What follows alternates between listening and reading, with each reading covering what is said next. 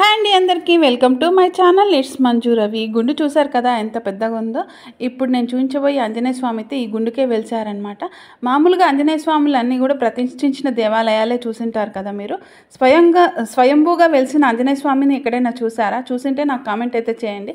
కానీ నేను చూపించబోయేది మాత్రం స్వయంభూగా ఈ గుండుకు వెలిసిన ఆంజనేయ స్వామి గుడిని అయితే మీకు చూపిస్తున్నాను. పైన రావి చెట్టు చూసారు కదా, ఈ గుడికి ఎన్నేళ్ళ చరిత్ర ఉందో ఆ రావి చెట్టుకు కూడా అన్నేళ్ళ చరిత్ర ఉంది.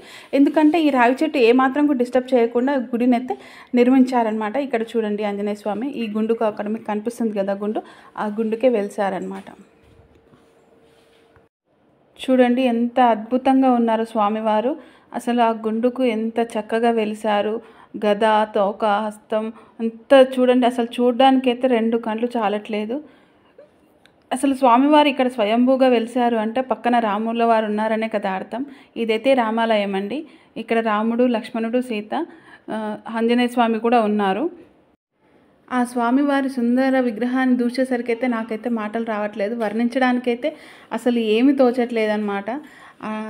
అంత బాగుంది. ఇది చూసారు కదా, ఈ రావి చెట్టుని ఫస్ట్ చూపించాను కదా, ఆ రావి చెట్టుకి ఆంజనేయ స్వామి ఉన్నారనమాట. ఆ చెట్టుని కూడా ఏమాత్రం కూడా డిస్టర్బ్ చేయకుండా ఈ దేవాలయాన్ని అయితే నిర్మించారు. చాలా పెద్ద దేవాలయం ఇది, చాలా విశాలంగా ఉంది. ఇక్కడ అమ్మవారు అయితే ఉంది ఇక్కడ పక్కన.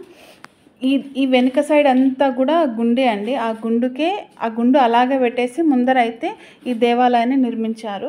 మీకు ముందు దేవాలయంలా కనిపిస్తుంది కానీ గుడి వెనుక పోతే మాత్రం అంత గుండే ఉందండి. ఎందుకంటే స్వామివారు వెలిసిన గుండు చూపించాను కదా, అదే గుండు అనమాట. ఆ గుండు అలాగే పెట్టేసి దాన్ని బేస్ చేసుకొని ఈ దేవాలయాన్ని ముందుకైతే ఇట్లా చేశారు. ఇప్పుడు చూడండి, ఈ గుండు చుట్టూ నడిచి వెళ్ళడానికైతే చుట్టూరుగా మనకు ఖాళీ ప్లేస్ అయితే ఉందండి.